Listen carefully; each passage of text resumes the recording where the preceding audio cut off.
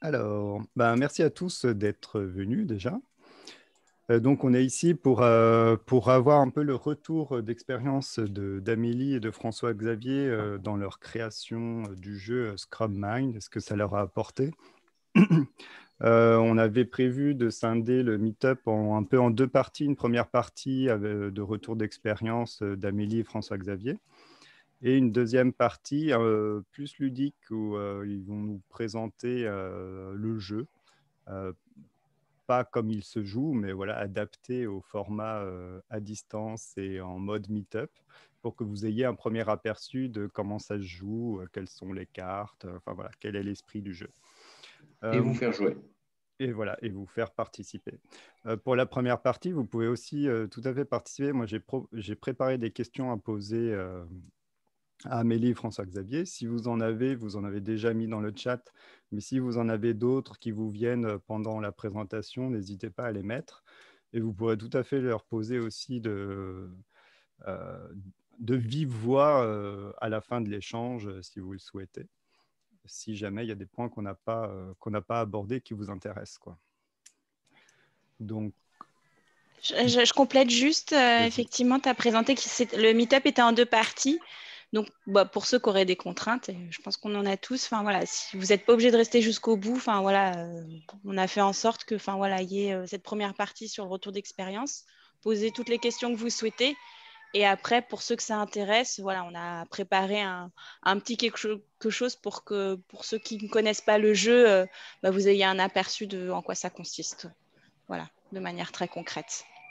Voilà, et sachant que je complète le complément, le jeu est à disposition sur notre profil ou sur le site d'Open Serious Game, tant en version imprimable pour jouer en direct que sur Tabletopia où vous pouvez jouer en digital, jouer, l'utiliser avec toutes les règles qu'il y a dedans et tout ce qui va bien. Eh bien voilà, merci. Alors peut-être, est-ce que vous pouvez vous présenter, François-Xavier, Amélie, qu'est-ce que vous faites et pourquoi vous êtes ici? Amélie, à toi l'honneur. Alors, pourquoi je suis ici? Voilà, je suis là pour partager l'expérience de création de jeu que j'ai faite avec François-Xavier. Qu'est-ce que je fais dans ma vie professionnelle? Eh bien, je suis Scrum Master depuis 5 ans maintenant. Donc, ça fait déjà quelques années. Et après, personnellement, j'ai ma petite vie de famille tranquille. Voilà. Que dire de plus? Je laisse la main à François-Xavier. Alors, je vais être très, très original. Moi, je suis venu ici parce que ça m'intéresse effectivement de partager des choses, d'un premier point. Et deuxième point, moi, je suis aussi Scrum Master depuis quelques années et co-créateur du produit de formation avec Amélie, d'un produit de formation de Scrum Terrain qu'on est en train de lancer et qui est en partie lié à notre jeu. Mmh. Alors, est-ce que déjà, donc vous êtes tous les deux Scrum Master, est-ce que le jeu, c'est quelque chose que vous utilisez régulièrement dans votre activité? Amélie? Je savais bien que tu voulais que je commence. Le jeu, est-ce que c'est quelque chose que j'utilise régulièrement dans mon activité? Alors, ça dépend des équipes que j'accompagne. Je ne le fais pas spécialement avec toutes les équipes si elles ne sont pas propices à être réceptives au jeu. En revanche, oui, je gamifie pas mal. Lors de points d'équipe, j'aime bien effectivement parfois avoir un moment au début pour tester des choses et l'adapter en fonction du contexte dans lequel se trouve l'équipe. Donc, c'est beaucoup d'icebreaker finalement que j'utilise. Après, le jeu en tant que tel, actuellement, je ne le fais pas beaucoup parce que c'est peu propice là où je travaille actuellement.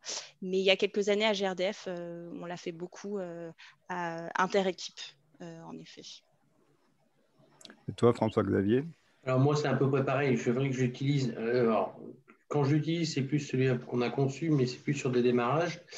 Le jeu, oui, après, ça va dépendre. Il y a plusieurs formes. Soit ce sont des choses un peu longues comme on a nous et que l'on fait plutôt un peu à côté pour créer une symbiose et une harmonie d'équipe.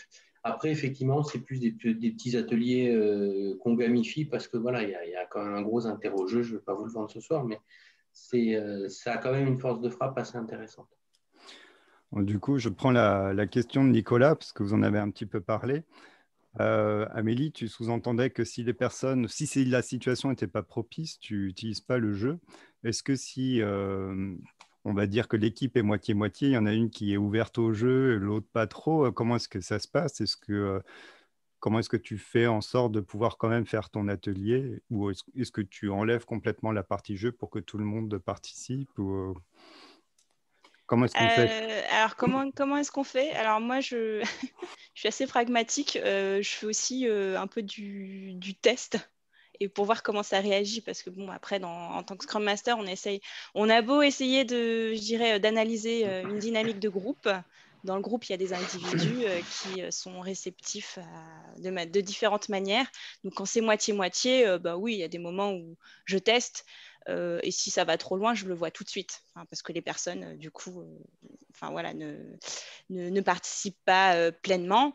Et donc, bah, je me dis que la prochaine fois, j'irai peut-être plus en douceur. Mais il n'y a pas de réponse toute faite à ça. Je pense qu'il faut tester, voir comment ça réagit. Et si on voit que bah, du coup, ça passe, et bah, on y va progressivement voilà, au fur et à mesure. L'idée, c'est bien de cadrer aussi et de dire ce qu'on attend hein, de ces jeux aussi et de quel est le but derrière, enfin, de débriefer avec les équipes. Enfin, voilà. Ok. Alors, il y a pas mal de questions autour de votre processus de création, comment vous en êtes pris. Peut-être avant de rentrer là-dedans, est-ce que vous pouvez nous présenter succinctement ce que c'est le jeu Scrum Mind que vous avez créé pour qu'on sache un peu de quoi on parle? Allez, François-Xavier.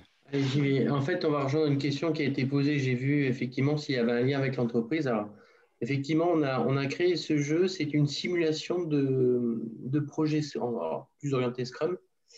Donc, on va avoir une équipe qui va devoir créer de la valeur. C'est quand même l'objectif. Et cette équipe, donc, qui va jouer en collaboratif, elle va être confrontée à des aléas qui vont être personnifiés par ce qu'on appelle un anti-Scrum.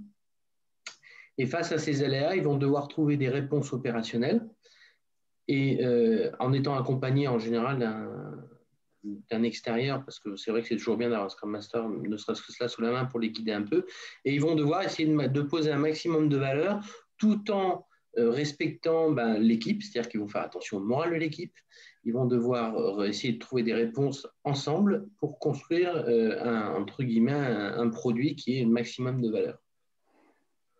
Donc on est complètement lié à un projet classique et on a des choses très intéressantes qui en ressortent. Et alors, d'où est venue en fait cette idée de créer un jeu? Comment cette idée a mûri et comment vous êtes retrouvés tous les deux sur ce projet? Amélie. Allez, je me lance. Bah, c'est assez simple. Je ne sais pas si tu l'as précisé dans ta présentation, François-Xavier, mais François-Xavier est un féru de jeux de rôle.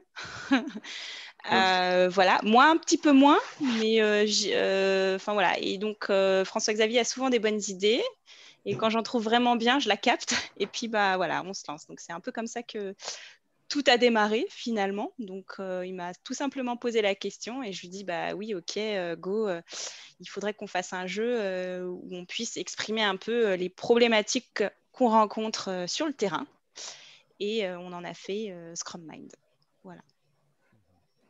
Et alors, tu voulais compléter? Vas-y, François-Xavier. Oui, non, en fait, le démarrage était très très simple. En fait, c'est complètement ça. C'est comme à chaque fois qu'il y a effectivement un truc à lancer, l'un ou l'autre, c'est est-ce que ça t'intéresse? Oui, on y va. Et bon, c'est comme ça qu'on se retrouve assez vite sous l'eau aussi. Puis l'idée a un peu à germer en disant bah voilà, le jeu est un vecteur qui est en train de démarrer. C'est très intéressant. Moi, j'avais eu des bonnes expériences à différents meet-up que j'avais pu avoir. Et je me suis dit, tiens, ça serait intéressant d'avoir un support. On était chez GRDF ensemble, c'est une société qui est très très motrice sur ce genre de choses. Voilà, ça a démarré assez vite.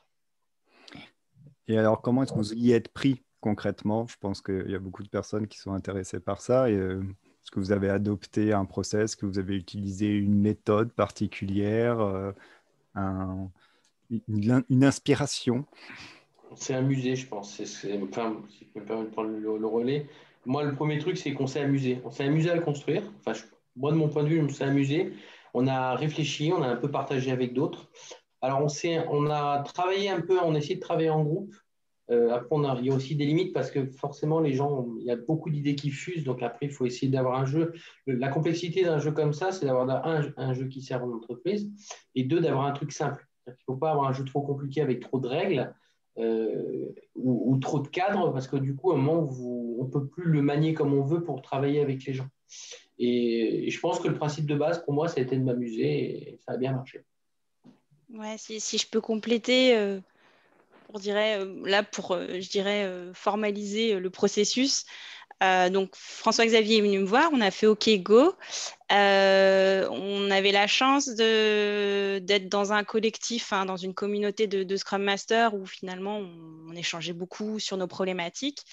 Donc, on a quand même fait un atelier d'idéation avec tout ce beau monde. Et dès le premier atelier, c'est vrai qu'on s'est éclaté parce que l'idée, c'était de se dire quelle problématique on rencontre.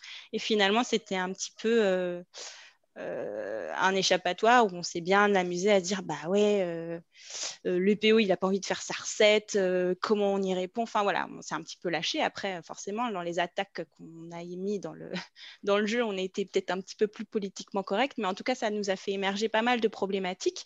Et une fois qu'on a fait un peu tout ce travail d'idéation, on s'était dit avec François-Xavier, on s'est très vite aligné là-dessus que fallait qu'on avance à deux parce qu'il faut aussi qu'on sorte quelque chose assez rapidement.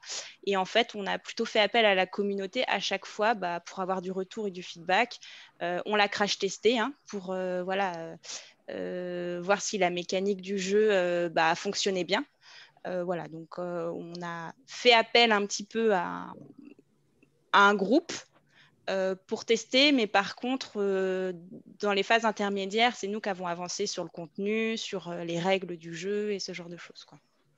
Oui, on a mis beaucoup, effectivement, beaucoup en face. À chaque fois on a sorti une première version, un peu comme un projet Scrum, entre guillemets. On a vraiment sorti un premier truc, on l'a envoyé à la communauté. Ils nous ont dit, bon, ça c'est bien, ça c'est pas bien. Après, on a fait un tournoi même en interne chez GRDF, ce qui nous permet aussi d'avoir d'autres retours et de voir un peu les limites du jeu. Il y a des trucs tout bêtes, hein, le nombre de cartes, typiquement, c'est une des problématiques qu'on a rencontrées assez vite. Parce que vous vous doutez bien que les attaques, c'est là où on s'est le plus amusé et c'est là où on en a fourni énormément. Mais après, c'est d'avoir un jeu qui soit à peu près équilibré. Et ça, moi, de ce que nous, on en a vu, le seul moyen qu'on a trouvé, c'était de tester. Se dire, tiens, il y a trop de cartes de défense, trop de cartes de morale, trop de cartes de ci, trop de cartes de ça. Et on a rééquilibré le jeu au fur et à mesure, où les textes qu'on avait mis, voilà, on a essayé d'aller au plus simple. Alors, vous parlez de cartes d'attaque, de cartes de défense, mais on n'a pas dit que le jeu se base sur le jeu du 1000 bornes. À quel moment est-ce que c'est arrivé se dire, tiens, on va utiliser le 1000 bornes et puis on va le détourner sur notre problématique. Pourquoi le 1000 bornes? Je te laisse répondre, François. Merci. Pourquoi le 1000 bornes? Parce que c'est un jeu simple que tout le monde connaît, qu'on prend vite en main. Et la mécanique de produire de la valeur sur la base des kilomètres, parce que finalement, le 1000 bornes, c'est un peu le même principe. Enfin, il faut avancer. Et puis à un moment, on se retrouve arrêté par des problématiques qui sont beaucoup plus simples, somme toute. Mais voilà. Donc, j'aimais bien cette mécanique assez simple de mon côté et qui est connue parce que, le 1000 bornes, tout le monde connaît. Moi, j'aimais bien le parallèle on fait son chemin, voilà, et on a beau programmer même son voyage en vacances, on peut toujours avoir des imprévus et des aléas. Enfin, voilà, c'est un peu les attaques que représente Scrum Mind. On peut avoir des embûches et à un moment donné, faut prendre des décisions pour pouvoir les contourner et pouvoir continuer à avancer. Et c'était un peu ce que finalement on s'est mis de vie d'accord sur que le Bill Morn en soi représentait un peu tout ça. Ok.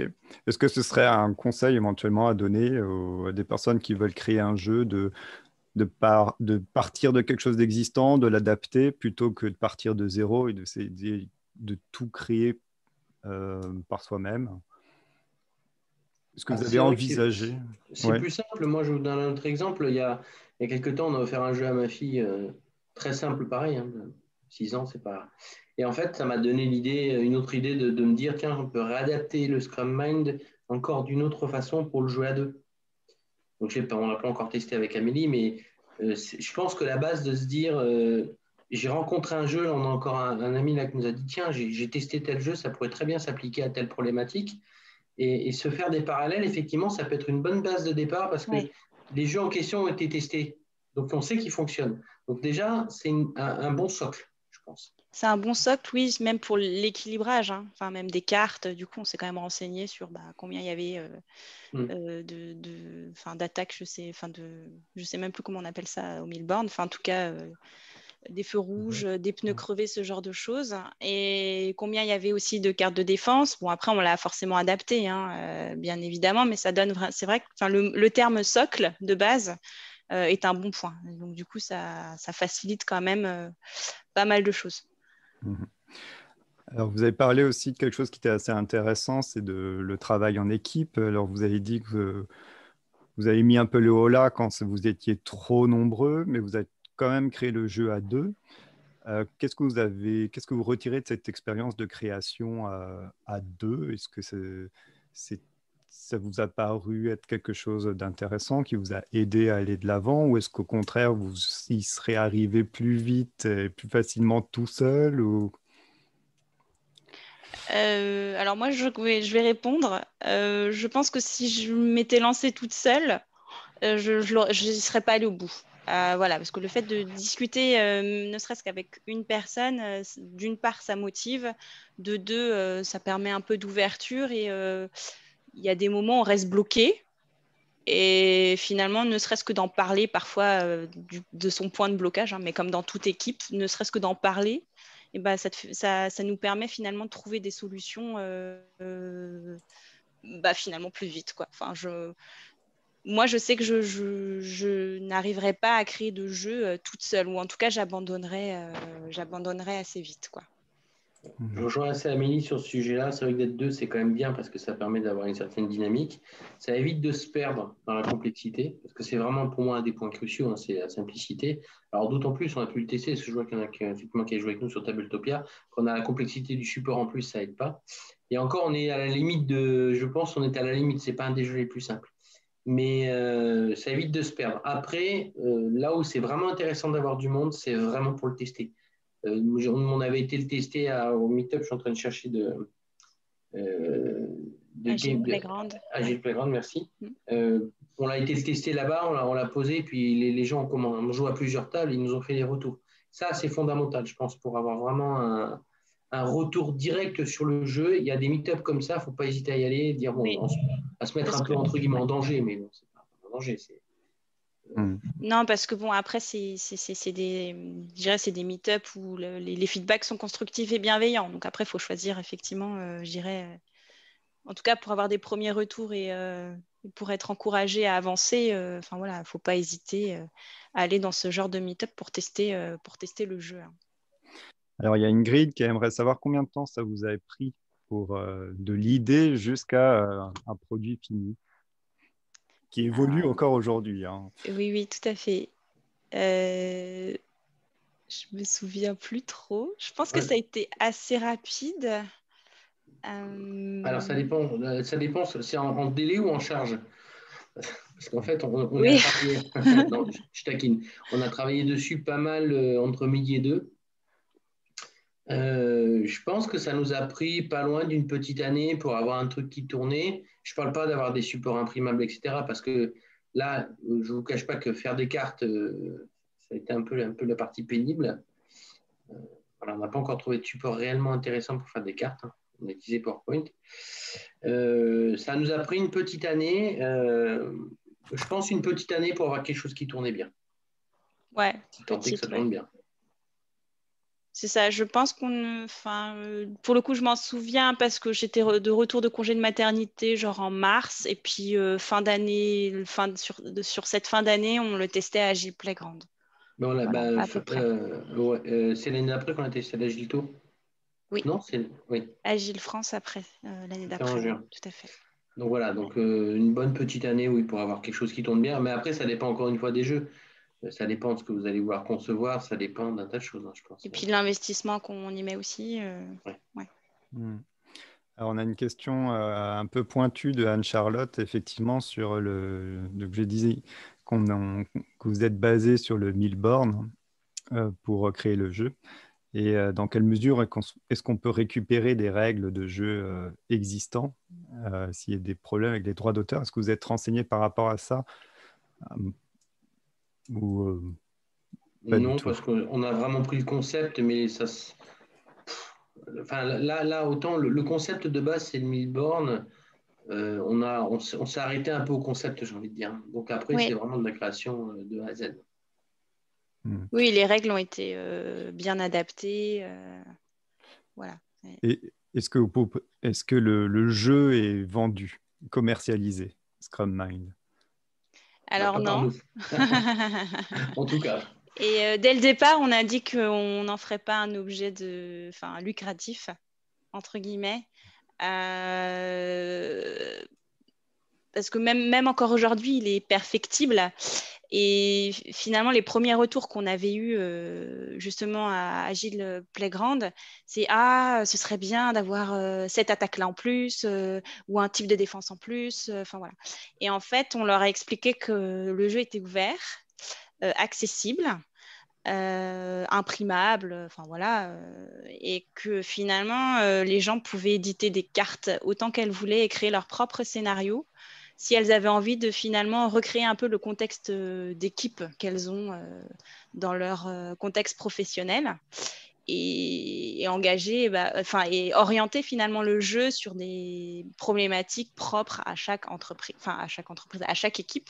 Enfin, voilà, l'idée c'est un jeu sérieux, hein, donc l'idée c'est de faire parler. Moi, je parle des équipes, mais de personnes en général sur les problématiques qu'elles peuvent rencontrer et qu'elles trouvent des solutions pour pouvoir avancer. Donc, en fait, on a un socle de base qui est ouvert et qui est finalement très générique et libre à quiconque, finalement, de l'adapter. D'ailleurs, à chaque fois, c'est ce qu'on dit, mais on a eu très peu de retours si des gens ont imaginé d'autres choses. Donc voilà, non, ça reste ouvert et les gens créent ce qu'ils veulent ensuite derrière, quoi. Ce qui est très drôle pour compléter, moi, un des retours qui m'a entre guillemets le plus amusé, c'est que c'est un serious game. Donc un serious game, c'est vraiment encore une fois, c'est pas le but du jeu, c'est pas de jouer, si je puis dire, c'est de répondre à une problématique ou de faire émerger des choses. Et en fait, ce qui est très drôle, c'est que j'ai pas mal de gens qui se sont pris au jeu et qui sont venus dire ouais, mais il manque des règles là, il manque des règles là, il manque des règles là, parce qu'ils avaient perdu totalement le principe du serious game pour rentrer dans le jeu complètement. Et c'est le côté un peu drôle quelque part parce que on leur a dit non, non, on n'a volontairement pas mis de règles en plus là ou là parce que le but du jeu, c'est par exemple pour un Scrum Master de construire tout un scénario pour amener une équipe qui a une problématique vers une solution et que les solutions émergent de cette équipe. Et donc, forcément, on ne peut pas s'amuser à mettre des règles partout et forcément, le jeu est complètement ouvert. Oui, je vous ai posé la question sur la commercialisation du jeu parce que ça peut être peut-être un début de réponse aux problématiques de brevet ou pas, enfin de brevet, de réutilisation d'un jeu existant. Si vous créez un jeu qui soit sérieux ou pas pour le commercialiser derrière, je pense qu'il peut y avoir éventuellement des problèmes de droit d'auteur. Si après, ce n'est pas dans le but de le commercialiser, et ça doit sûrement passer, mais je n'ai pas de réponse vraiment ferme sur cette question-là, quoi. Après, il faut relativiser un peu aussi. Hein. On a créé un serious game, on n'a pas créé le Monopoly. Hein. Oui. Ouais. Alors, moi, j'aimerais bien terminer sur un dernier aspect de votre expérience, c'est que de ce que je sais, hein, cette expérience de travailler ensemble, ça vous a amené à fonder ensemble Twin Mind. Vous me corrigez si je me trompe. Et donc, donc Twin Mind qui est votre société. Et donc, j'aimerais savoir un petit peu comment est-ce que la création ou l'expérience de créer un jeu ensemble vous a permis, en fait, et peut-être de tester votre capacité à travailler ensemble. En quoi est-ce qu'on peut faire éventuellement un parallèle?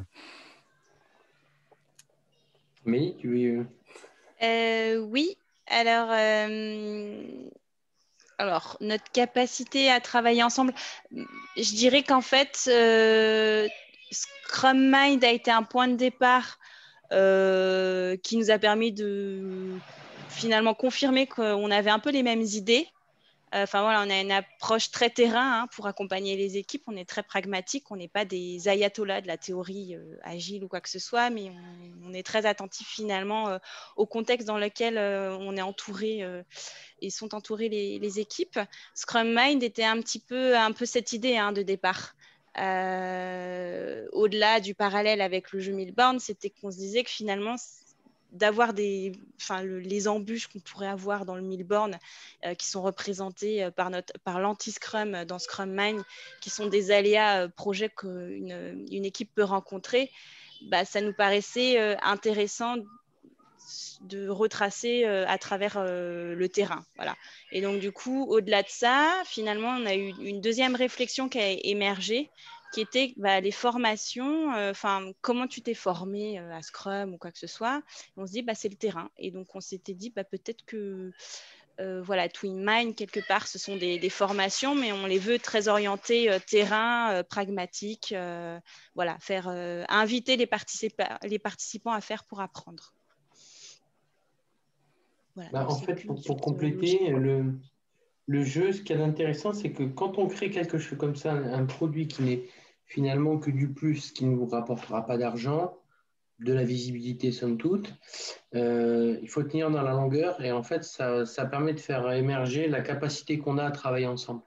C'est-à-dire que de se dire, OK, on tient jusqu'au bout, on va jusqu'au bout, on a les mêmes façons de voir. Parce que ce qui n'est pas évident, c'est qu'on est dans du synthétique.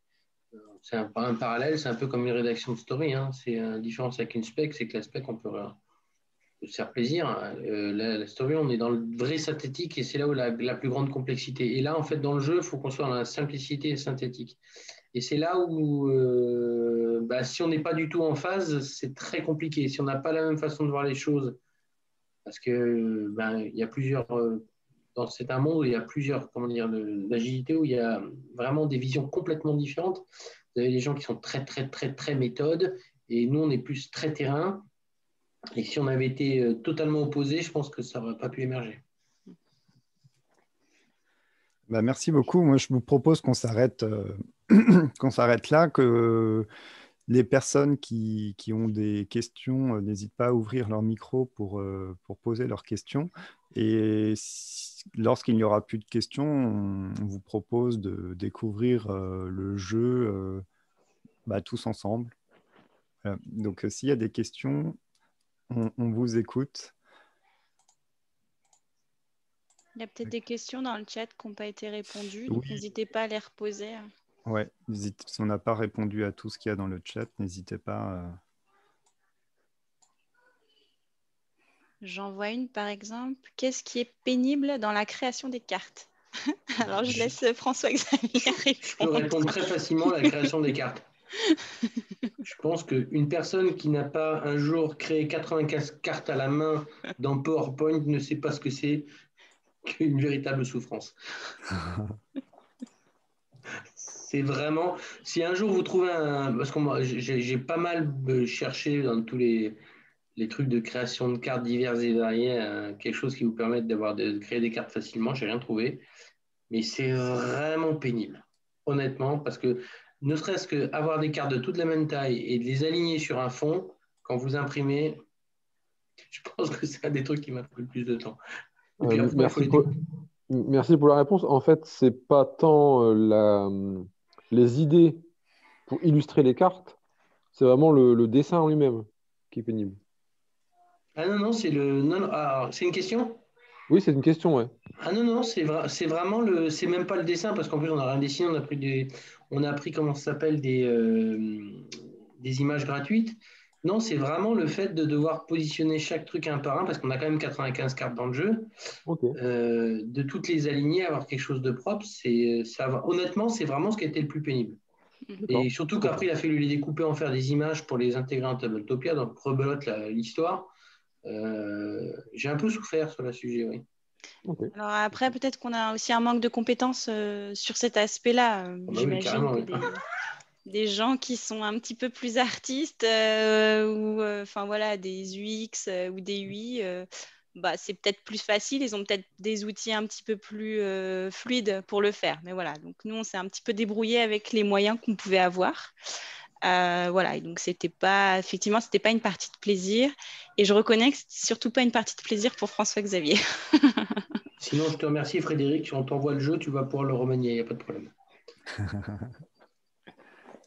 Ouais, moi je le ferai avec Illustrator et c'est vrai que quand on connaît Illustrator et qu'on sait l'utiliser, qu'on a une version, c'est adapté, ça permet d'aller vite. Mais bon, encore faut-il avoir une version et savoir l'utiliser parce que c'est compliqué. Voilà, Voilà, bah, tu c'est ça. as tout résumé.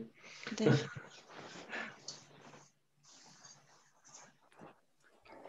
Alors, il y a Sébastien qui demande si vous conseillez d'utiliser ce jeu dans le cadre d'une rétrospective Scrum. Je ne l'ai jamais fait. C'est intéressant. Nous, en termes d'usage, on le voit plus quand il y a une équipe qui démarre. Enfin voilà, elle démarre, elle ne se connaît pas. Elles ont, je dirais, une vague idée de ce que c'est que le cadre Scrum ou une vague idée voilà, de travailler ensemble. Et donc, bah, ça, au démarrage, ça peut être un bon vecteur de cohésion d'équipe, de voir un peu comment finalement ce groupe-là fonctionne pour trouver des solutions ensemble, ce genre de choses. Alors, Je ça crois c'est très intéressant comme question. Je t'ai coupé. C'est très intéressant comme question parce que ça remonte deux choses. La première, c'est qu'on n'a pas pensé à tout et le jeu nous a dépassé sur pas mal de points, notamment la cohésion d'équipe.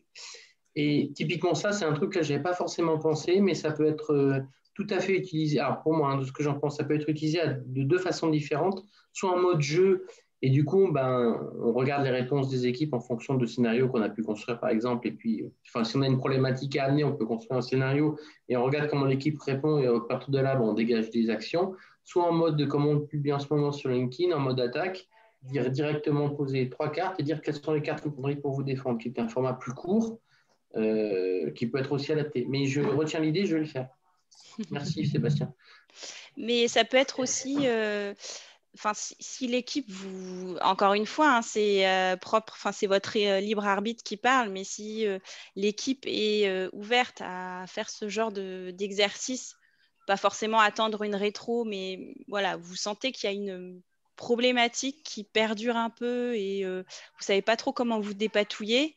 Bah, en fait, il faut monter le scénario, vous jouez l'anti-scrum du coup, et vous voyez un peu comment finalement l'équipe réagit, quoi. Donc c'est assez orienté, mais ça permet aussi de faire avancer l'équipe sur certaines problématiques qui peuvent, voilà, où parfois on a du mal à prendre du recul, même dans les rétrospectives, hein. Voilà. Donc c'est un bon moyen, je dirais, d'orienter parfois certaines choses et de voir un peu comment les équipes se dépatouillent avec ça, quoi. Mais ça nécessite du boulot, hein, de créer le scénario, de mettre les attaques derrière. Enfin, c'est pas, on fait pas ça du jour au lendemain, quoi. Enfin, ça nécessite un vrai travail de préparation en amont.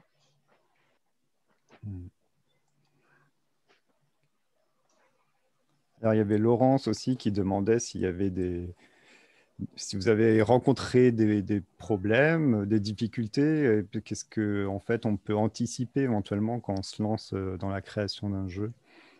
Qu'est-ce que vous avez rencontré comme difficulté? La création des cartes, donc Oui, à part ça. non, honnêtement, la difficulté, ça a été pour moi plus l'équilibrage, parce que créer les cartes, ça a été un bon moment, un moment sympa, notamment les attaques. Là, on s'est vraiment fait plaisir à chercher tous les trucs tortueux qu'on peut avoir. Puis ça a même été presque un moment de défouloir. Après, c'est plus l'équilibrage, de se dire, d'avoir un jeu simple, comme je disais tout à l'heure, simple et rapidement prenable en main, si je ne sais pas si c'est français, mais après avoir un équilibrage de cartes qui vous permette de ne pas avoir d'avoir une fluidité dans le jeu. Amélie, je ne sais pas si tu as... Oui, non, je pense que ça a été effectivement la création des cartes en elle-même, enfin, finalement le support, quoi. Parce que bon, l'idée, on était très emballés, tout ça, puis au bout d'un moment, c'est quand même posé la question, mais ok, faut quand même les faire jouer. Du papier, c'est bien, mais ça s'abîme vite. Donc, il y a eu, je dirais, ce moment-là où, bon, on avance à petits pas, mais là, ça a été un petit point de blocage, entre guillemets, où on a dû tester différents formats. Les premiers jeux de cartes ont été, j'envoie un fichier à un imprimeur, on lui demande des feuilles cartonnées et il fait du découpage. Enfin, voilà, c'était un petit peu du bricolage. Oui, il y a eu cette partie-là aussi, de trouver des gens qui peuvent vous imprimer les cartes. Voilà. C'est pas aussi simple que ça. Oui. Quand vous imprimez pas 40 jeux parce que vous n'avez pas la nécessité, ça peut vite coûter entre guillemets cher.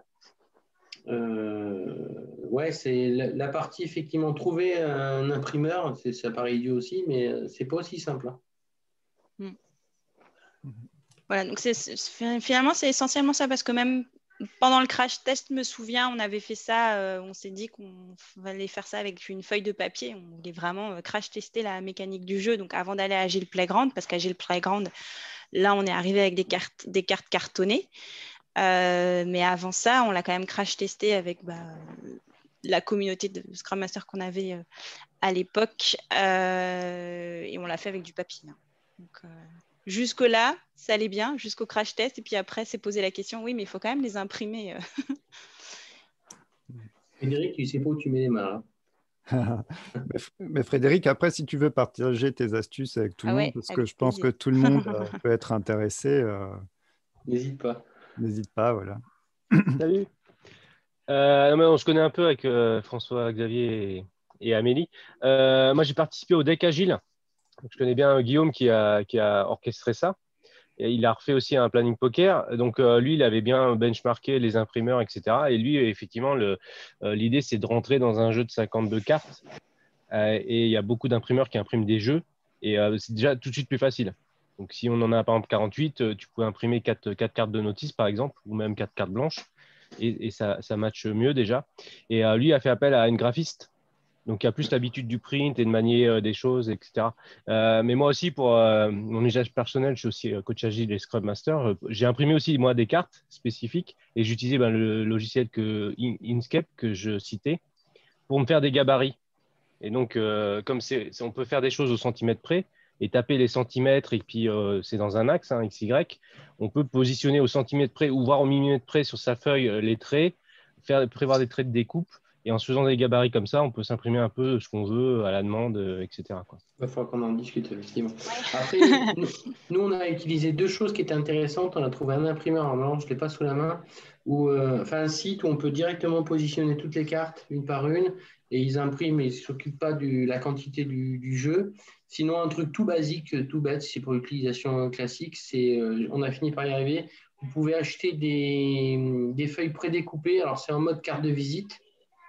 Il suffit de les imprimer dessus et après, vous avez qu'à c'est des prédécoupés. Donc, ça va assez vite.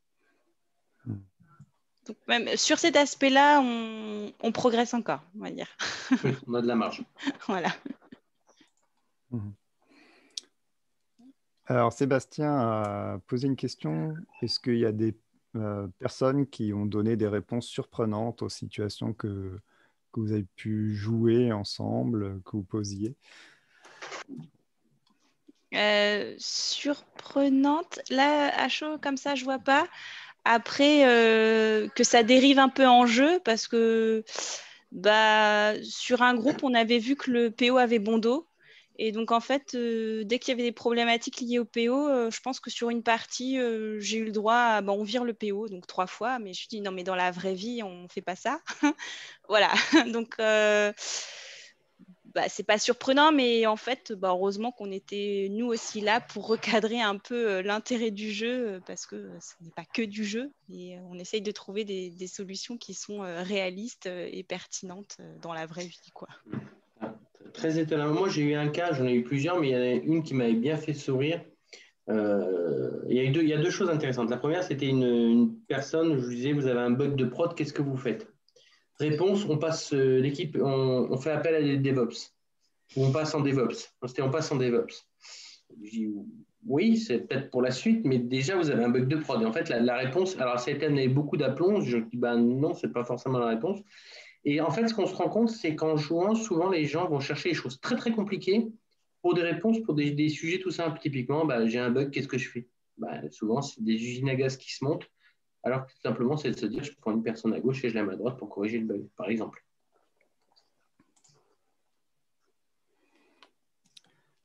Alors, est-ce qu'il y a d'autres questions?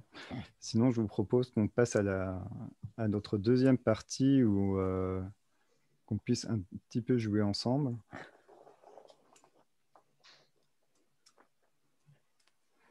Personne ne se manifeste. N'hésitez pas.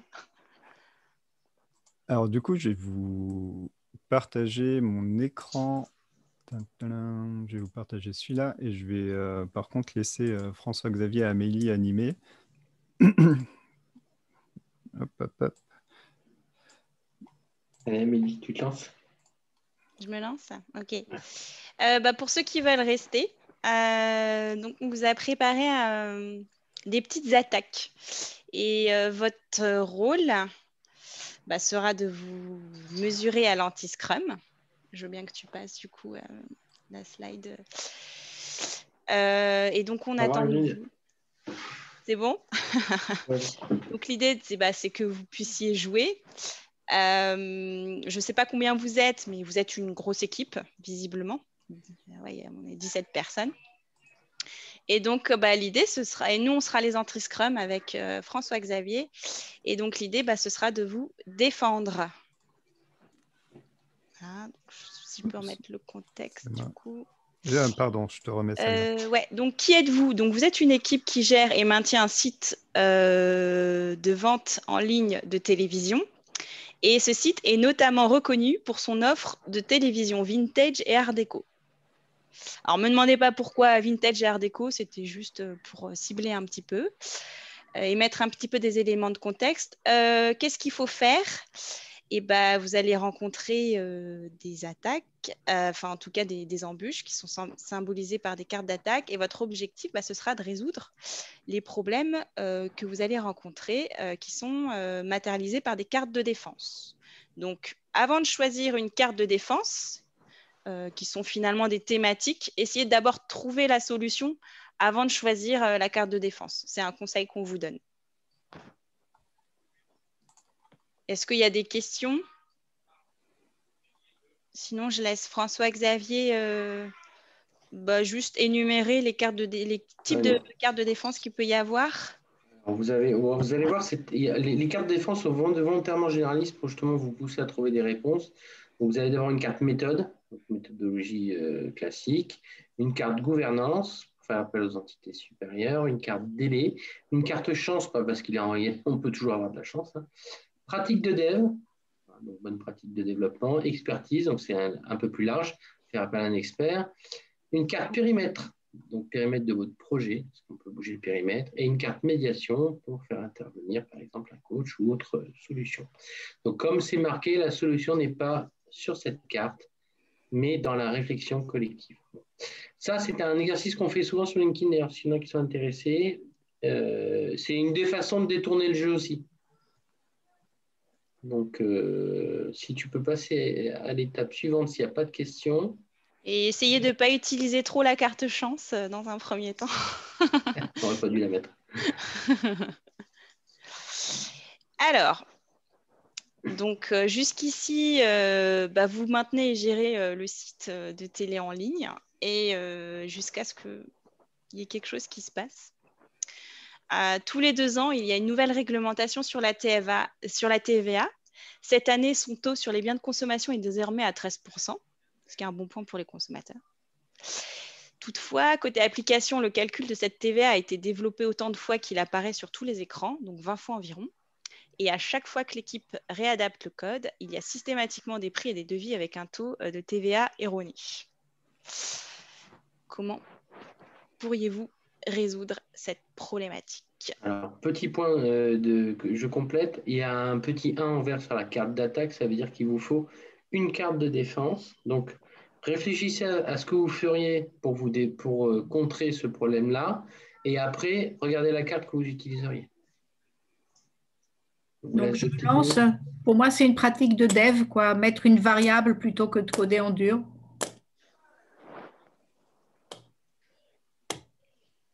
Très bien. Est-ce qu'il y a d'autres réponses? J'aurais dit la même chose. Pareil.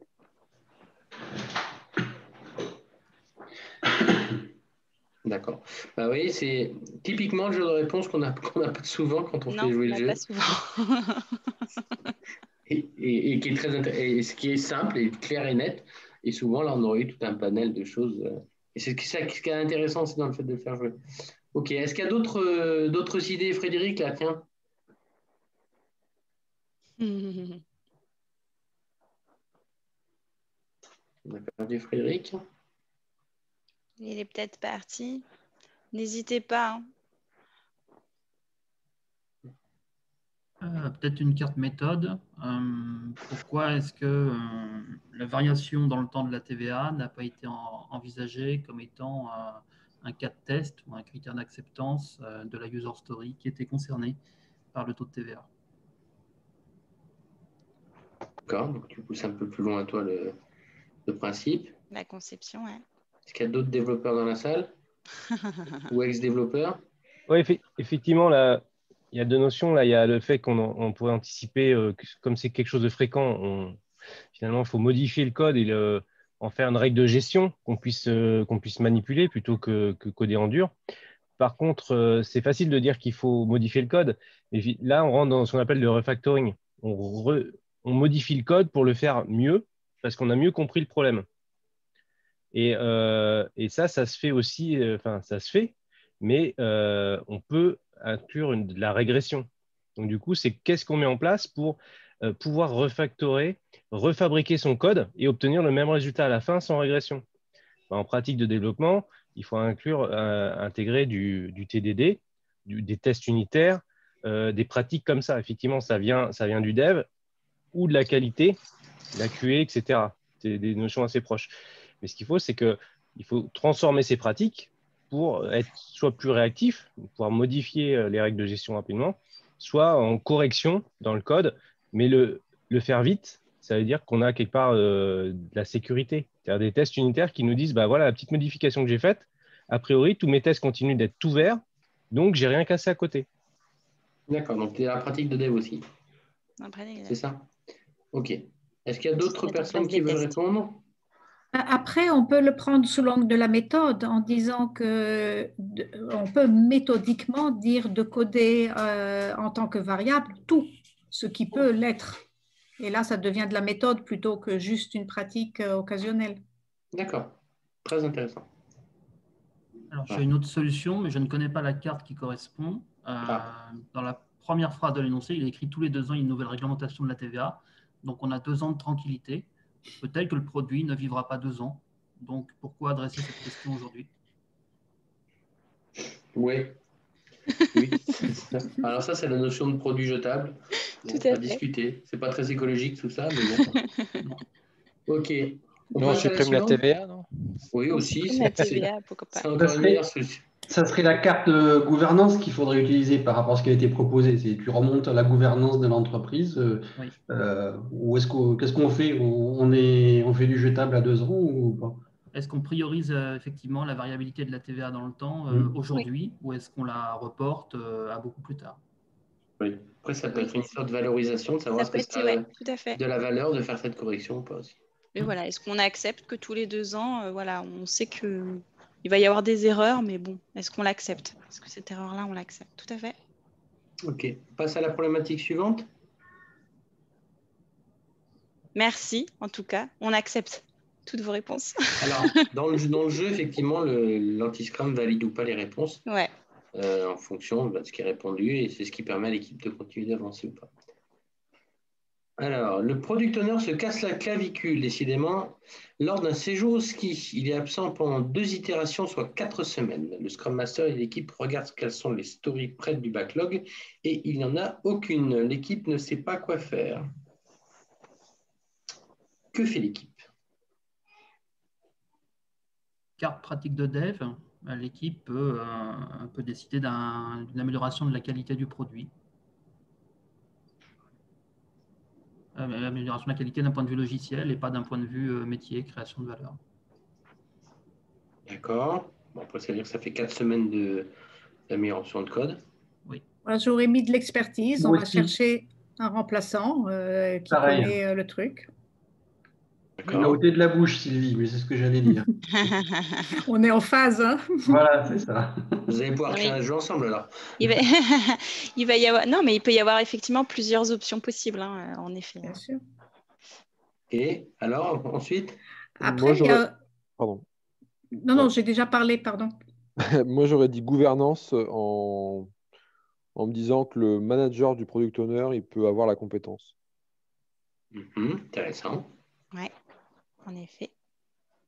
Moi, j'aurais mis gouvernance, mais un peu autrement, en disant que normalement, le Scrum Master devrait être capable de suppléer le PO en cas d'urgence pour animer justement une réunion d'affinage et aider l'équipe à prioriser un petit peu en fonction de critères qui ne seront peut-être pas excellents, mais qui seront quand même mieux que rien.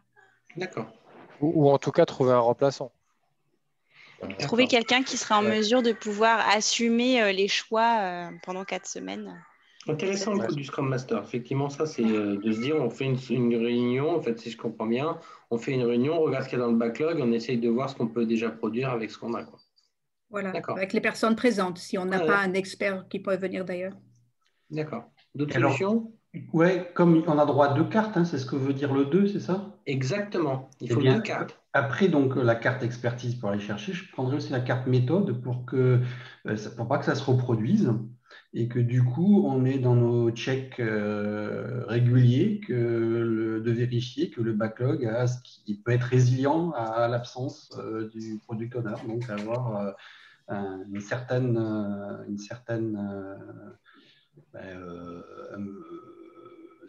stock avec un critère d'alerte si on est en dessous, et puis même essayer aussi de dire si le Scrum Master n'est pas capable de pallier ou s'il n'y a pas quelqu'un à pallier dans l'entreprise, de dire c'est important d'avoir quelqu'un qui puisse pallier, pas complètement, mais au moins pallier, quoi. Limiter le risque. Limiter le risque, voilà. En fait, là, il y a beaucoup de choses qui dépendent du Scrum Master. Normalement, le Scrum Master devrait avoir vérifié avec le Product Owner qu'il a un backlog avec 2-3 sprints d'avance. Il devrait aussi avoir une liste des compétences en réduisant le bus factor, donc savoir qui est la personne qui peut suppléer n'importe quel membre de l'équipe en cas de défaillance. Donc, il y a beaucoup de choses là qui sont dans la gouvernance. Parce que pour moi, le Scrum Master, c'est de la gouvernance, en fait. Donc, je ne sais pas si vous l'avez vu, le Scrum Master plutôt en gouvernance ou en méthode ou en expertise. Justement, là, vous savez que là normalement, alors là, on a laissé filer un peu le truc, mais normalement, effectivement, on est obligé de mettre 2 cartes pour répondre. Donc, ce qui est intéressant principalement, c'est d'avoir les réponses, là, surtout ce genre d'exercice, et de pouvoir faire émerger des choses. Est-ce qu'il y a d'autres avis? Gouvernance et pratique de dev, donc 2 cartes. Je dirais, à ma connaissance, l'équipe a le droit de créer des user stories. Donc, c'est l'occasion d'avoir une gouvernance partagée du produit et de chercher dans son expertise, que ce soit le développement ou l'UX UI, comment créer de la valeur pour le produit. Donc, la notion de résilience, mais par l'équipe aussi, et pas uniquement d'aller essayer de trouver des remplaçants du product owner ou quoi que ce soit. Tout à fait. Ok. D'autres personnes? Sherazade a noté quelque chose là dans le chat, carte gouvernance pour voir avec le product manager quelle user story détaillée. Oui, j'ai pas voulu m'intégrer dans la discussion parce que mais il faut. Non, j'attendais simplement mon tour, on va dire. Donc oui, moi j'aurais plutôt vu ça avec le product manager, puisque comme tout product owner, il me semble, il y a un product manager au-dessus. Et la carte médiation pour effectivement valider avec le client, même si les utilisateurs finaux sont par exemple des salariés de l'entreprise, si c'est une application métier par exemple, eh bien de faire une réunion effectivement pour valider les user stories qui vont être intégrés dans les prochains sprints. Voilà. D'accord. Donc gouvernance et médiation. Là, on voit qu'effectivement, il y a plusieurs... il y a le contexte qui se complètent en fonction des réponses que vous apportez. C'est intéressant. Merci. Est-ce qu'il y a d'autres hypothèses? Bonjour, c'est Alexandra. Moi, c'est pas une hypothèse, moi j'ai vécu ça. C'était une équipe qui a perdu son PO au cours du projet. Et ce qu'ils ont fait, c'est le product management qui est en charge de différents squads, enfin, dans applications, on va dire plutôt. Et ils ont formé un gars, un ex-développeur qui était plutôt partant pour ce poste. Et il n'est pas vraiment un PO, mais au moins il prend ce rôle parce que le PO, il est parti. Mais c'est sur le product management qu'il accompagne tout le temps. Du coup, c'est un travail que je vois tout le temps ça. C'est un travail entre le Scrum Master, le Product Owner et le Product Manager. Ils sont toujours là. Et ça se passe plutôt bien. Enfin, mais après, c'est pas toutes les équipes, ils ont l'opportunité d'avoir quelqu'un qui est partant pour reprendre, qui a la compétence aussi pour reprendre ce rôle. Mais moi, je l'ai vécu et c'est pas facile, mais c'est faisable pour trouver quelqu'un rapidement, on va dire. D'accord. Merci pour le partage d'expérience. Oui. Alors, est-ce qu'on a d'autres... En tout cas, là, je pense qu'avec toutes les réponses qu'on a eues, plus de deux défenses, l'équipe peut continuer à avancer sereinement. Oui. Alors, à toi, Amélie. Ok. Troisième problème que l'équipe rencontre. Lors d'une revue, un directeur souhaite mieux mettre en valeur les télévisions les moins vendues du site afin de vider le stock dans l'entrepôt. Or, la mise en place de cette demande reste coûteuse et de faible valeur. Et en plus, les fonctionnalités importantes qui sont en cours, elles ne sont pas terminées. Comment vous vous défendez? 2 cartes. Pour moi, il y a une seule carte là, c'est le PO dit non. Ok. Dans la vraie vie, est-ce qu'on dit non fermement? C'est quelle carte? Déjà, c'est quelle carte? Gouvernance. D'accord. Et si on devait en mettre une deuxième? Finalement, ne serait-ce qu'aller, je guidais un petit peu pour que le problème ne revienne pas. On peut aussi filouter et ajouter une carte délai en disant oui, oui, bien sûr, on le fera dès qu'on aura un peu de temps. C'est bien vu. Pas mal. Déviation alors. Délai, non, délai, désolé. Allez, d'autres? Qui ne s'est pas encore lancé? Alors, en effet, hein, les réponses sont très bonnes. Moi, je sais que dans la vraie vie, c'est pas toujours évident de dire un nom ferme et définitif. Parce que, bon, il y a toujours des relations un peu... voilà, enfin... Il faut être peut-être un petit peu plus modéré, mais en effet, dans l'absolu, c'est l'équipe et le PO qui est maître du produit. Juste, je fais une remarque sur la formulation de votre problème. En fait, on ne sait pas parce que s'il faut, pour l'entreprise, vider ce stock est important, peut-être que ça n'a pas de valeur du produit, mais peut-être pour l'entreprise, ça prend des mètres carrés, c'est de l'argent immobilisé, ça va leur permettre peut-être derrière de réutiliser ça ou de rendre cet entrepôt, etc. Et en fait, pour une entreprise et pour son business, ça certes, ils vont peut-être pas le développer, mais c'est peut-être il s'enlève un clou, une épine. Donc, je trouve qu'il manque des infos pour prendre, parce qu'en fait, en soi, là, moi, quand je lis ça, elle est coûteuse en dev, elle a peut-être faible valeur pour le produit, mais pour le business et pour l'entreprise, ce directeur, il a peut-être raison, il immobilise peut-être, je ne sais pas, 1 million de stocks ou j'en sais rien, et qu'en fait, c'est peut-être pas cool pour le produit, mais pour le business et pour l'entreprise, c'est peut-être super important de se débarrasser de ça parce que, voilà, enfin. Voilà, donc juste je vous engagerai peut-être à préciser ces éléments business parce que il n'y a pas que dans une entreprise, il n'y a pas que la valeur du produit, tout ça, etc. Il y a aussi qu'est-ce qui me coûte de l'argent, qu'est-ce qui est un vrai problème et qu'est-ce qui m'empêche d'avancer, d'être plus profitable. Alors justement, je vais pouvoir répondre très simplement. C'est pour ça qu'on a parlé de valeur et pas de valeur business. Quand on dit qu'on part du principe qu'elle est de faible valeur, c'est-à-dire que tout compris, tout cela, effectivement, on aurait pu détailler un peu plus, mais on part du principe que ça n'a pas de valeur pour l'entreprise. D'accord. D'un point de vue global. Je l'ai pris business value. Tout à fait. Pour le produit, ça n'a pas de valeur. Donc, OK, l'équipe, elle peut être fondée à. En fait, on n'en sait rien. Exactement, mais la remarque est tout à fait justifiée. Oui, là, effectivement, on aurait pu compléter un peu plus, ne serait-ce qu'à l'oral. Et là, c'est faible, parce que moi, j'aime pas parler personnellement de business value, parce que effectivement, la valeur, elle n'est pas forcément sur ce côté-là. Elle peut être tout à fait indirecte. Et là, on part vraiment du principe que le métier, de manière générale, ça coûterait plus de le faire pour l'entreprise que de ne pas le faire. OK. Voilà, pour simplifier les choses. Mais merci pour la remarque. Comme ça, oui, après, on peut très bien imaginer effectivement qu'il y a de la valeur à vider l'entrepôt, mais alors on peut faire une donation à une association ou un truc comme ça sans engager des frais énormes pour vider l'entrepôt. Non, ça dépend. Si ce stock il a une valeur de 1 million d'euros parce qu'ils en ont vraiment beaucoup, ils préfèrent le brader à 500 kilos, récupérer 500 kilos, qu'avoir 1 million en stock et plus un entrepôt. Si le stock a 1 million, effectivement, du coup, il y aura de la valeur à développer. Mais voilà, mais c'est pour ça, ça en contexte, on pouvait l'interpréter. Donc, c'était juste la valeur du produit n'est pas toujours la valeur de l'entreprise. C'est deux choses différentes. Et moi, je dirais qu'il y a J'allais juste dire, en gros, il faut prendre le truc comme une lubie du directeur, quoi. Oui.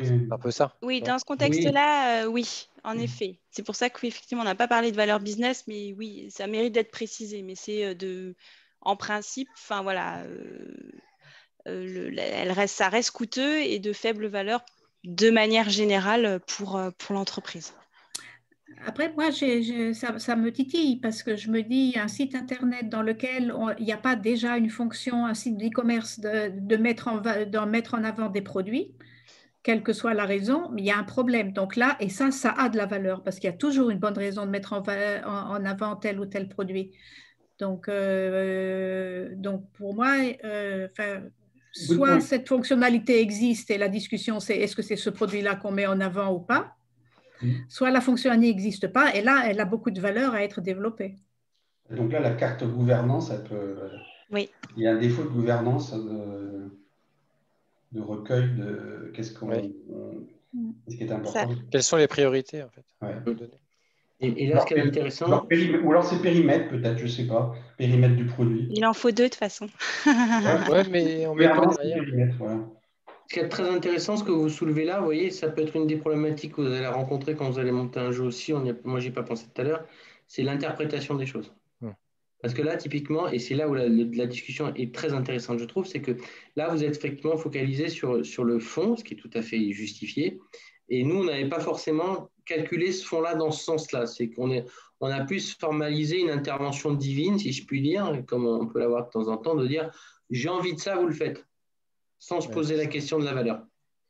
Mais c'est ça qui est passionnant quelque part aussi, c'est qu'il y a tellement de façons de voir les choses que, voilà, et là, c'est ce que j'aime bien dans la chose aussi. Chacun a son biais. Oui.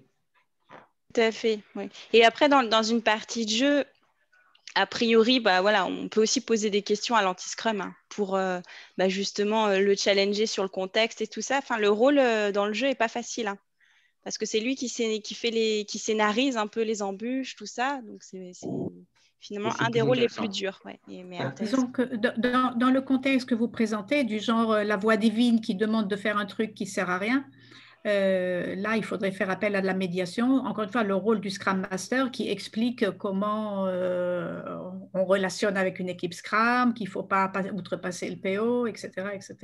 Oui, je pensais à ça aussi, effectivement. Ouais. Parce que ça, c'est des cas qu'on rencontre. Voilà, je pense que tout le monde a dû rencontrer au moins une fois. D'accord. Est-ce que vous avez d'autres idées? Carte périmètre plus gouvernance. Moi, je le prends comme étant une des parties prenantes par rapport à d'autres. Donc, peut-être que remettre l'ensemble des parties prenantes permettrait de remettre la bonne valeur sur la demande. D'accord. Donc ça serait quelle carte? Je le mettrais plus en médiation aussi. D'accord. Et puis, après, il y a une autre... Si on devait mettre une deuxième action. Périmètre plus gouvernance, définir un MVP qui correspond aux besoins de ce directeur de solder son stock de vieilles télé et demander en fait à la gouvernance, à la direction de prioriser laquelle de ces priorités doit passer en premier et les laisser arbitrer. D'accord. Okay. Alors, vous voyez, un autre point qui est intéressant qu'on ne rencontre pas en jeu habituellement, c'est quand on fait jouer généralement les équipes, je fais un petit parallèle encore, généralement les gens commencent par regarder vite les cartes de défense qu'ils ont et ils essaient de trouver une solution vis-à-vis de ces cartes. Et là, ce qui est marrant, c'est que sur des cas où on vous pose juste des cas concrets comme ça, en one-shot, vous avez fait totalement l'inverse, ce qui est la bonne pratique. Oui, c'est plus riche d'ailleurs. Et c'est la problématique que nous on rencontre en équipe. Nous ne regardez pas vos cartes. C'est pour ça qu'on l'a même mis sur les cartes. Ne regardez pas vos cartes de défense. Construisez une réponse. C'est parce que tu as des gens exceptionnels ce soir, c'est tout. Ah, vous avez des réponses très intéressantes ce soir. Très intéressantes, oui. C'est clair. Ouais. Mais on a des gens exceptionnels, évidemment. Est-ce que vous avez d'autres réponses ? Ça ne fait pas de mal de se faire du bien. Hein. Exactement, je suis complètement pour. Non, mais c'est bien. On a des réponses. C'est pas mal. Alors, est-ce qu'il y en a d'autres sur cette dernière attaque ? Il n'y en a pas d'autres, hein, Amélie ? Je crois que non. On en avait présenté 3. C'était un peu pour vous montrer un peu la mécanique un peu du jeu. Je peux carrément utiliser ça en formation. Oui. Ouais. Alors nous, on a identifié encore une fois trois points différents. C'est soit en one-shot comme ça, comme on le fait de temps en temps sur LinkedIn, où on envoie des problématiques, puis on répond à ces problématiques et on répond avec les cartes. Soit se dire on fait jouer l'équipe. C'est assez efficace sur une équipe qui démarre. Nous, on l'a découvert à la Gilles Playground où on avait des gens qui ne se connaissaient pas du tout. Et au bout de la première attaque, ils ont tous commencé à jouer ensemble et à se serrer les coudes. Et on a pu avoir autour de la table le temps, même des avocats, où on a une pharmacienne aussi bien. C'est assez amusant. Et ils se serrent les coudes. Donc, ça crée une cohésion. Et sinon, après, c'est de se dire, soit en rétro, comme l'a dit Sébastien, de se dire, on déroule un scénario où on attaque des problématiques one-shot. Enfin, il y a pas mal d'opportunités et c'est un des points qu'on n'a pas creusé. C'est vraiment la partie scénaristique, entre guillemets. Voilà. C'est ça, ouais. Oui. On l'a pas fait encore, mais c'est vrai que pour travailler les scénarios avec des contextes adaptés à chaque équipe, ça peut être très intéressant. Et en formation, même travailler les scénarios pour faire passer certains messages ou pour sensibiliser à certains principes, ça peut être intéressant aussi, en effet. Et je me dis qu'on peut même aller plus loin. On peut demander aux stagiaires, surtout si c'est une formation intra-entreprise, on leur demande « amenez-nous vos cas ». Tout à fait. Tout à fait. Tout à fait. Tout est possible. Après, il y a des petites dimensions que là, on n'exploite pas sur ces jeux-là. Typiquement, c'est le nombre de sprints, etc. Parce que, pareil, les problématiques, il y a aussi la dimension de la durée. Quelquefois, c'est de se dire, tant pis, on laisse filer. Et puis, parce que ça va durer qu'un sprint et ça n'a qu'un intérêt de réagir, c'est plus d'énergie dépensée pour rien. C'est pour ça qu'on a rajouté cette dimension. Puis, il y a le moral de l'équipe là qu'on ne voit pas non plus. Parce que quand on prend une attaque, le moral en prend un coup. Si l'équipe va trop bas dans le moral, elle produit moins, puis il y en a qui sortent, etc., etc. Oui, dans la mécanique du jeu, effectivement, à chaque attaque, il y a un petit coup au moral à l'équipe. Donc, il faut aussi qu'elle fasse attention à son niveau de morale parce que ça a des impacts sur le delivery, entre guillemets. Et donc, c'est ça qui est intéressant. Il y a toute cette dimension-là aussi à avoir et faire des choix d'équipe. Est-ce que cette attaque, elle est permanente ? Est-ce qu'elle dure que quelques sprints ? Est-ce qu'on accepte du coup de traîner cette embûche-là pendant 2 sprints, par exemple ? Voilà, il y a des décisions un peu comme ça à prendre aussi. Alors, par contre, le jeu a un travers, parce que c'est vrai qu'on ne nous l'a pas demandé, mais j'ai quand même il y a un travers sur ce jeu, mais qui est nécessaire aussi, c'est que le anti-scrum, il doit y aller avec modération sur ses attaques, parce qu'il peut très vite bloquer complètement le jeu, parce qu'on a le droit à 2 attaques par tour. Donc, s'il s'amuse vraiment à mettre 2 attaques par tour, au bout d'un moment, l'équipe n'aura plus le temps de répondre et il va complètement fermer le jeu. Mais c'est volontaire aussi qu'il puisse attaquer n'importe quand, n'importe comment, parce qu'un aléa, on ne le maîtrise pas. Par contre, il faut qu'il fasse preuve aussi d'un peu de retenue, parce que le but du jeu, ce n'est pas complètement arrêter le projet. Ouais, ça peut être aussi un objectif. On l'a testé, hein. On l'a testé ça avec un Scrum en comité de Scrum Master, avec un Scrum Master qui s'est amusé à nous plomber mais toute la durée du jeu, et c'est pénible parce qu'on passe son temps à chercher des solutions et on a la fin de ras-le-bol. C'est très fatigant. Et puis c'est pas jouable. On a souffert à ce coup-là aussi.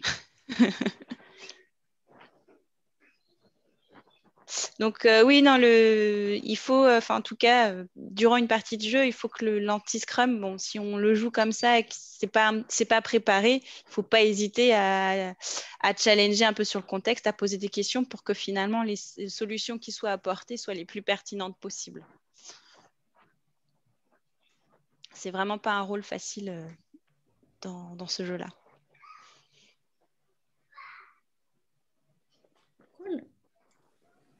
Est-ce qu'on a répondu à tous vos points?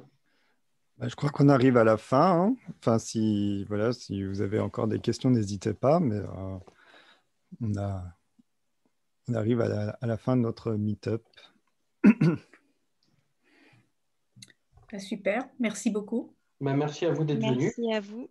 Merci pour votre participation. Ouais, merci beaucoup pour toutes ces belles réponses et de vous être pris au jeu.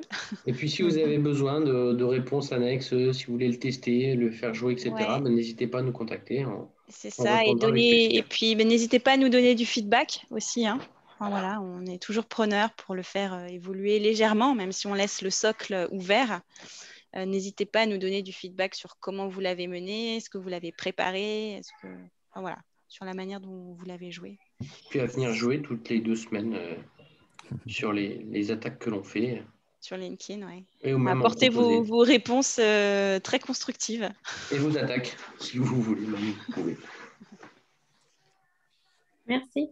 Merci à vous. Merci, c'était super intéressant. Merci beaucoup, c'est très gentil. Merci. Au revoir. Merci, au revoir, à bientôt. Au revoir. J'avais éventuellement un retour d'expérience à vous partager. On est tout oui. Parce que alors je sais que j'ai découvert ce jeu, ça devait être un événement à Agile France ou quelque chose comme ça. Oui. J'avais été très emballé. Et je l'avais fait jouer après avec deux tables en parallèle, plus en supervision. Et chacune des tables avait son anti-scrum. Et j'ai observé en fait des comportements complètement différents sur les 2 tables. Sur une des 2 tables, il y avait un anti-scrum qui, limite, s'était fait un petit peu bouffer par l'équipe, qui lui sautait dessus, ou qui voulait limiter ses actions. Et une autre table où il y avait vraiment des discussions très fermes sur un problème et comment les résoudre. Et j'ai trouvé ça amusant de constituer 2 tables complètement aléatoirement et de voir des comportements en fait complètement différents sur ces 2 tables. Oui, il y a des surprises quelquefois. Ouais. Oui. Et on a beau le dire au départ, hein, que c'est pas un jeu, hein, c'est un jeu sérieux où il faut quand même réfléchir, il faut prendre le temps, hein, et c'est pour ça qu'on dit que l'anti-scrum, il faut aussi qu'il parfois se calme, hein, sur ses attaques, parce qu'il faut laisser le temps à l'équipe de réfléchir un peu à ses solutions, entre guillemets. La table où on voit que ça réfléchit, ils sont pas dans le débat, mais en tout cas dans la recherche de solutions, on va un petit peu moins les voir. Moi, par contre, sur tous les retours d'expérience que j'ai pu faire, je restais un petit peu plus sur les tables où c'était un petit peu plus en mode de légèreté et plus de jeu. J'essayais quand même parfois de challenger un peu les solutions de l'équipe pour que ce soit le plus réaliste possible, quoi. En tout cas, merci pour ce retour et merci de j'ai eu aussi. Ça peut dépendre aussi du nombre de joueurs actifs. Et selon les cas, si on a plus ou moins, peut-être adapter le nombre de cartes dont disposent les joueurs pour que ça reste globalement relativement équilibré par rapport à... Oui, tout à fait. Très alors, juste. Je sais même, ça me fait penser à un truc, je ne sais même pas si on le précise dans nos règles du jeu, mais si, je pense quand même. Enfin, voilà, on conseille entre 5 et 6 personnes dans l'équipe, plus l'anti-scrum, qui a ses propres cartes. Oui. Voilà. Sinon, effectivement, après, c'est ce qu'on disait, hein, c'est dans l'équilibrage des cartes. C'est toute la... Il faut redoser. Voilà, il faut redoser, en effet. Mais après, il ne faut pas hésiter. Moi, des fois, j'avais des joueurs qui ont chopé, par exemple, que des cartes de morale. Bon, bah, je refaisais distribuer le jeu. C'est pas comme on n'est pas sur un jeu classique. Bon, à l'attaque des cartes de morale, tu ne pourras juste rien faire. Basta, reprends des cartes et reprends un jeu. Essaie d'avoir un jeu un peu plus équilibré. Mais merci pour le partage, c'est intéressant. Et de le faire jouer. Et vous. Merci. Allez, bonne soirée. Merci à beaucoup. Bonne soirée. Bonsoir. Merci beaucoup.